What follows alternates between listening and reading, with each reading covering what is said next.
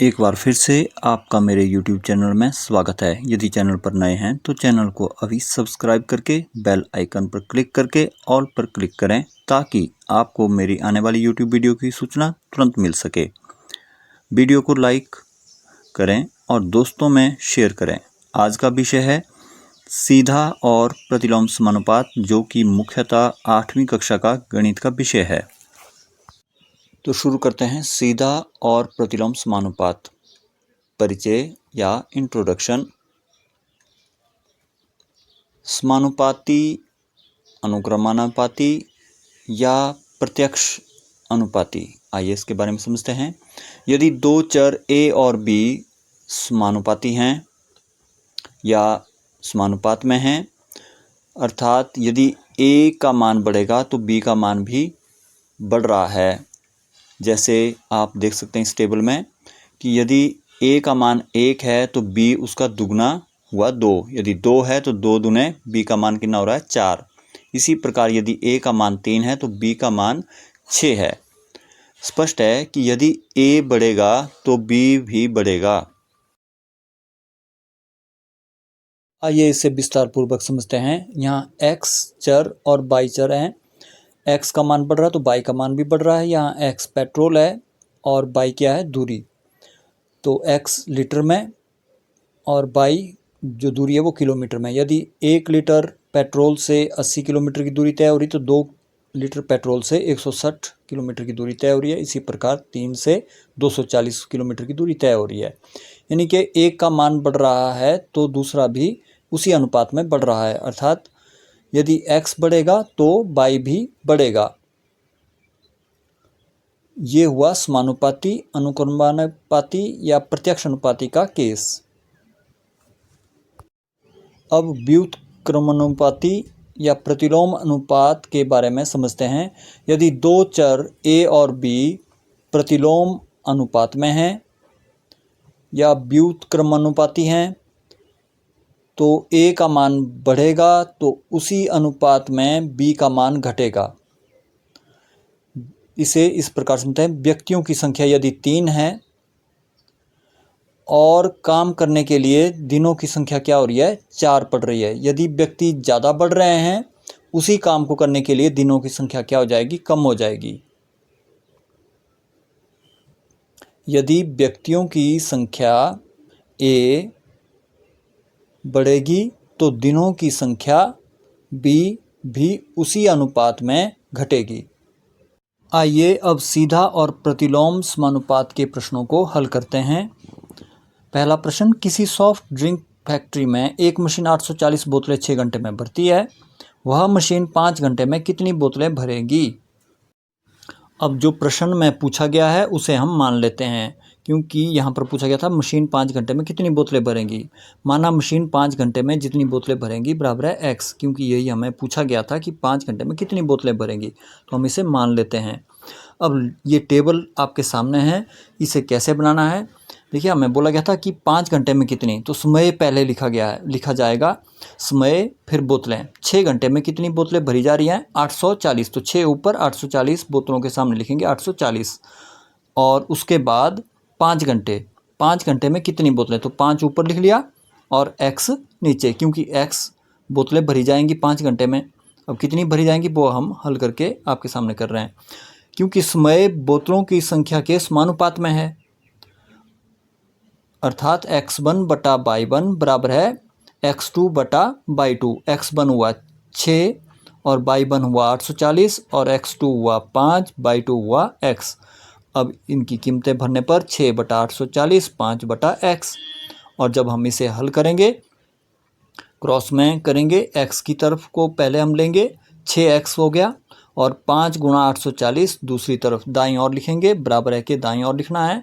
और आगे हल करेंगे तो x बराबर है 5 गुणा 840, 6 हर में जाएगा, और इसको काटने पर देखिए ये 0 है तो ये 2 का पहाड़ा भी लगेगा इसमें, और क्योंकि 8 जमा 4 12 होता है, 3 का रूल भी लग रहा है, तो 3 और 2 का रूल जहाँ लगता है, अर्थात 6 से हम इसे डायरेक्ट काट सकते हैं। तो 14 छिके हुआ 84, 140 बन गया, 0 काट के ऊपर लिखेंगे तो 140 गुणा 5 हुआ 700, तो x बराबर है 700 बोतलें हुआ। अब अगला प्रश्न, एक जहाज के मॉडल में उसके मस्तूल 9 सेंटीमीटर ऊंचा है जबकि वास्तविक जहाज का मस्तूल 12 मीटर ऊंचा है। यदि जहाज की लंबाई 28 मीटर है तो उसके मॉडल की लंबाई कितनी है। हमें बोला गया कि मॉडल की लंबाई कितनी है, इसे हम मान लेते हैं। माना मॉडल की लंबाई x है, x सेंटीमीटर में।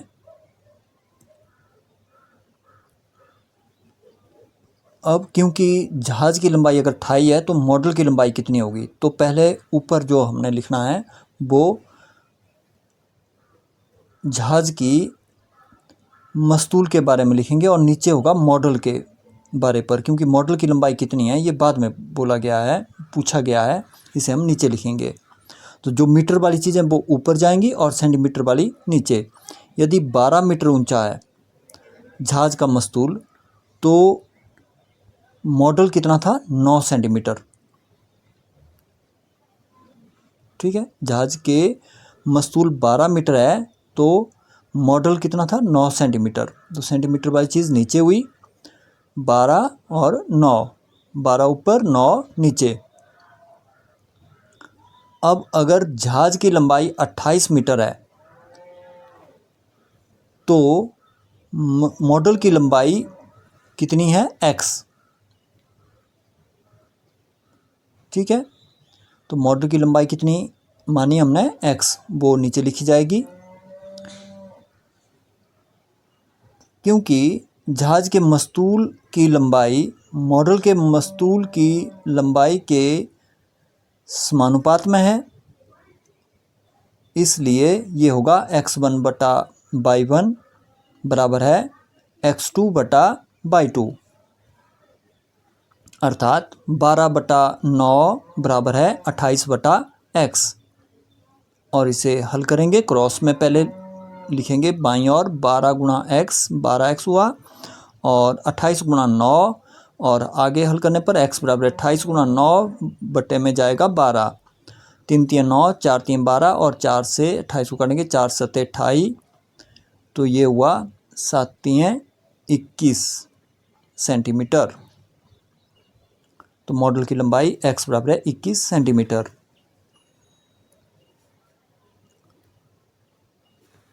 बढ़ते हैं अगले प्रश्न की ओर। मान लीजिए 2 किलोग्राम चीनी में 9 गुणा 10 की पावर 6 क्रिस्टल हैं। 5 किलोग्राम चीनी में कितने चीनी के क्रिस्टल होंगे। तो मान लेते हैं कि माना चीनी में क्रिस्टलों की संख्या है x, क्योंकि हमें यही पूछा गया था कि 5 किलो चीनी में कितने चीनी के क्रिस्टल होंगे, इसे हमें मान लिया। अब देखिए चीनी की मात्रा अगर 5 किलोग्राम है तो क्रिस्टलों की संख्या कितनी होगी।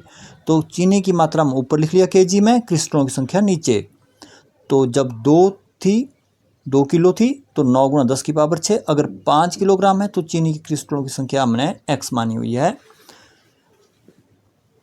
क्योंकि चीनी की मात्रा क्रिस्टलों की संख्या के समानुपात में है, इसलिए x1//1 बराबर है x2//2 हुआ,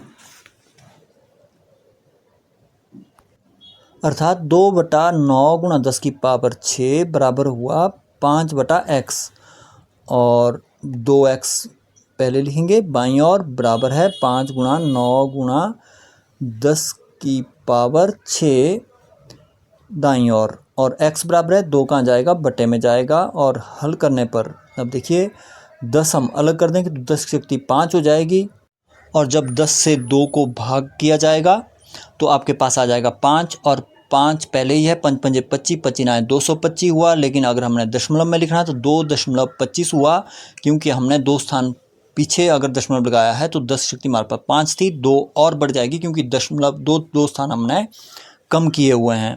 तो ये हुआ 10 की शक्ति 7, 2.25 गुणा 10 की शक्ति 7 सेंटीमीटर।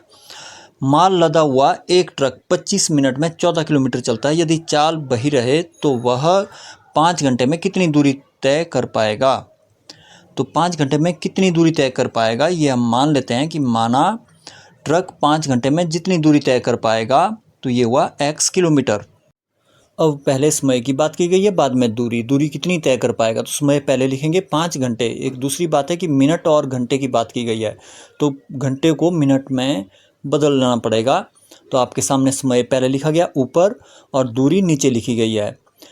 तो मिनट में बदलना है 5 घंटों को, तो पहले बारी कितना है 25 मिनट, तो दूरी कितनी हुई 14।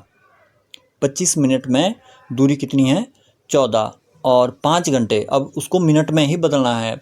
तो 5 घंटे अर्थात 5 गुणा 60 मिनट हुए, 1 घंटे में 60 मिनट, तो 5 घंटे में 5 गुणा 60 मिनट हुए, 5 गुणा 60 मिनट। और उसमें कितनी दूरी तय कर पाएगा वो x, क्योंकि ये हमें बोला गया था कि 5 घंटे में कितनी दूरी तय कर पाएगा और x हमने माना था। क्योंकि दूरी समय के समानुपात में है, इसलिए x1 बटा y1 बराबर है x2 बटा y2, अर्थात 25 बटा 14 बराबर है 5 गुणा 60 बटा x। अब क्रॉस में जब हम गुणा करेंगे तो 25 गुणा x पहले लिखा जाएगा, क्योंकि x का हमें मान ज्ञात करना है, और आगे हल करने पर x बराबर है 25 जाएगा हर में, 14 गुणा 5 गुणा 60 और 5 पंजे 25 काटेंगे 5 और 25 को, और 5 से 60 को जब भाग किया जाएगा तो 12 पंजे 60 और 14 गुणा 12 करने पर यह आ जाएगा 168 किलोमीटर।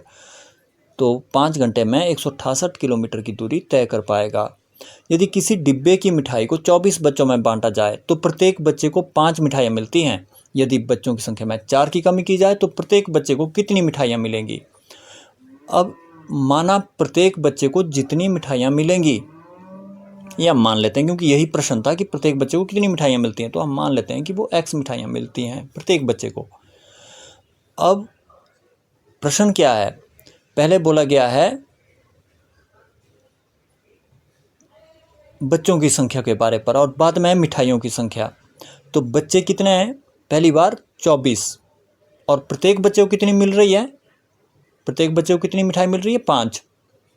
24 बच्चे हैं तो मिठाई कितनी मिल रही है 5, और 4 की कमी, अर्थात अब 24 में से 4 घटा देंगे तो कितने रह जाएंगे 20, तो तब मिठाइयाँ कितनी मिलेंगी x। ये हमने मान लिया, क्योंकि बच्चों की संख्या मिठाइयों की संख्या के प्रतिलोम अनुपात में है, अर्थात ये उल्टा है। यदि बच्चे बढ़ेंगे तो प्रत्येक बच्चे को मिठाई क्या मिलेगी, कम मिलेगी।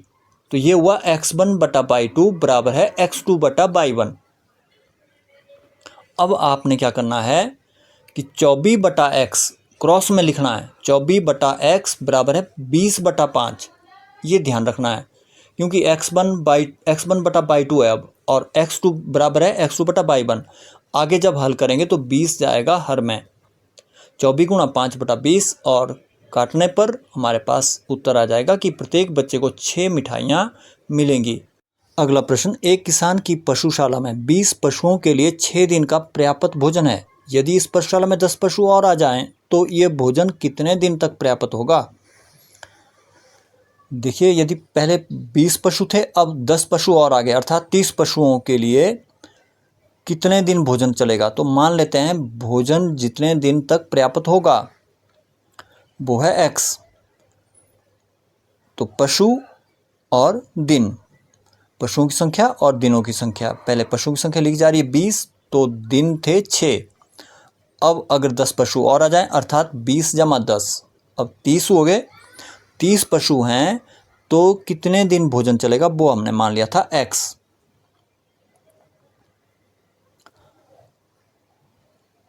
क्योंकि पशुओं की संख्या दिनों की संख्या के प्रतिलोम अनुपात में है, यानी कि जब पशु बढ़ रहे हैं तो बही चारा कम दिन चलेगा, तो पशुओं की संख्या दिनों की संख्या के प्रतिलोम अनुपात में है, इसलिए x1 बटा y2 बराबर है x2 बटा y1, अर्थात 20 बटा x क्रॉस में आपने करना है इसमें बटा 20 बटा x और 30 बटा 6, और क्योंकि x 30 के साथ गुणा होगा, इसको हम लेफ्ट में लिखेंगे क्योंकि जो x वाली है वो टर्म हमने लेफ्ट में लिखनी है। तो 30x बराबर है 20 गुणा 6 राइट में लिखना है। तो x बराबर है 20 गुणा 6, 30 जाएगा हर में, और 0 से 0 काट ली जाएगी, 3 दूने 6, 2 दूने 4, तो भोजन 4 दिन तक पर्याप्त होगा। अगला प्रश्न, एक ठेकेदार यह आकलन करता है कि जसमिंदर के घर में पुनः तार लगाने का कार्य 3 व्यक्ति 4 दिन में कर सकते हैं। यदि वह 3 के स्थान पर 4 व्यक्तियों को इस काम पर लगाता है तो यह कार्य कितने दिन में पूरा हो जाएगा। माना कार्य को पूरा करने में लिए गए दिन x हैं, क्योंकि ये हमें प्रश्न में पूछा गया था कि कार्य कितने दिन में पूरा हो जाएगा। तो कार्य को पूरा करने के लिए गए दिन कितने मान लेते हैं हम x। क्योंकि व्यक्तियों की संख्या पहले थी और दिनों की संख्या में निकालनी थी तो व्यक्तियों की संख्या ऊपर लिख ली। यदि 3 व्यक्ति हैं तो दिनों की संख्या कितनी लग रही है 4, और यदि 4 व्यक्ति आ जाएं 3 के स्थान पर तो कार्य करने को कितने दिन माना हमने x। क्योंकि व्यक्तियों की संख्या दिनों की संख्या के प्रतिलोम अनुपात में है, क्योंकि व्यक्ति ज़्यादा होंगे तो कम दिन में ही काम खत्म हो जाएगा। तो ये प्रतिलोम अनुपात में हुआ, अर्थात x1/2 बराबर है x2/1। इसलिए 3/x बराबर है 4/4। तो 4x क्रॉस में गुणा करेंगे तो 4x बराबर है 3 गुणा 4 और x बराबर है 3 गुणा 4। 4 कहाँ जाएगा हर में, 4 से 4 कट गया तो ये रह जाएगा 3। अर्थात जब व्यक्ति 4 होंगे तो कार्य 3 दिन में समाप्त हो जाएगा। अगला प्रश्न, एक फैक्ट्री को कुछ वस्तुएं 63 दिन में बनाने के लिए 42 मशीनों की आवश्यकता होती है। उतनी ही वस्तुएं 54 दिनों में बनाने के लिए कितनी मशीनों की आवश्यकता होगी। तो प्रश्न हमें पूछा गया है कि कितनी मशीनों की आवश्यकता होगी। तो मान लेते हैं, माना आवश्यक मशीनों की संख्या x। अब पहले दिन है, दिनों की संख्या, और बाद में बोला गया कि कितनी मशीन है, मशीनों की संख्या नीचे लिखी जाएगी। तो दिन पहले 63 थे तो मशीन कितनी लग रही थी 42, और जब 54 दिन थे तो मशीनों की संख्या कितनी मानी हमने x। तो क्योंकि दिनों की संख्या मशीनों की संख्या के प्रतिलोम अनुपात में है, यानी कि जब कम दिन होंगे तो मशीनों की संख्या ज़्यादा रखनी पड़ेगी, क्योंकि वही काम को करने के लिए हमें मशीन ज़्यादा चाहिए। कम दिन में ज़्यादा मशीनें चाहिए उसी काम को करने के लिए, क्योंकि मशीनों की संख्या दिनों की संख्या के प्रतिलोम अनुपात में है। अतः x1/2 बराबर है x2/1। अब क्रॉस में यहाँ पर भी हम ऐसे ही बटे में लिखेंगे कि 63/x बराबर है 54/42। तो 54x और बराबर है 63 गुणा 42। तो 54 कहाँ जाएगा हर में, 63 गुणा 42/54। क्योंकि 5 जमा 4 9 होता है, 6 3 भी 9 होता है, 9 के पाड़े से काट सकते हैं। 9 6 के 54, 9 सते 63, 6 सते 42 होता है, 7 सते कितना हुआ 49। तो आवश्यक मशीनों की संख्या हुई 49। अगला प्रश्न, एक कार एक स्थान तक पहुंचने में 60 किलोमीटर प्रति घंटे की चाल से चलकर 2 घंटे का समय लेती है। 80 किलोमीटर प्रति घंटे की चाल से उस कार को कितना समय लगेगा। प्रश्न है कि 80 किलोमीटर की चाल से उस कार को चलने में कितना समय लगेगा। तो 80 किलोमीटर मान लेते हैं, 80 किलोमीटर प्रति घंटे की चाल से उस कार को लगा समय कितना है x। तो जब चाल पहले लिखेंगे ऊपर और समय नीचे लिखेंगे, क्योंकि समय कितना लगेगा वो हमें ज्ञात करना है। तो जब 60 किलोमीटर प्रति घंटे की चाल थी तो 2 घंटे लगे, और जब 80 है तो तब हमने माना x घंटे लगे। तो क्योंकि जब हम स्पीड बढ़ाएंगे तो वही दूरी कम समय में तय होगी, क्योंकि चाल समय के प्रतिलोम अनुपात में है। अतः x1/2 बराबर है x2/1। अर्थात क्रॉस में हम बटे में लेंगे 60/x बराबर है 80/2, और हल करेंगे x वाले जो क्रॉस में गुणा करेंगे 80 गुणा x, इसको लेंगे लेफ्ट में, और 60 गुणा 2 राइट में, और 80 कहाँ जाएगा बटे में, 0 से 0 कट हो जाएगी। 2 3 6, 2 चौके 8, 2 से 4 काटा जाएगा तो 2 दूने 4, 3/2 रह जाएगा। अर्थात 1 सही 1/2 घंटे उत्तर। इस वीडियो को देखने के लिए आपका धन्यवाद। इस वीडियो को लाइक और शेयर करें। यदि चैनल पर नए हैं तो सब्सक्राइब भी करें। तो मिलते हैं अगली YouTube वीडियो में।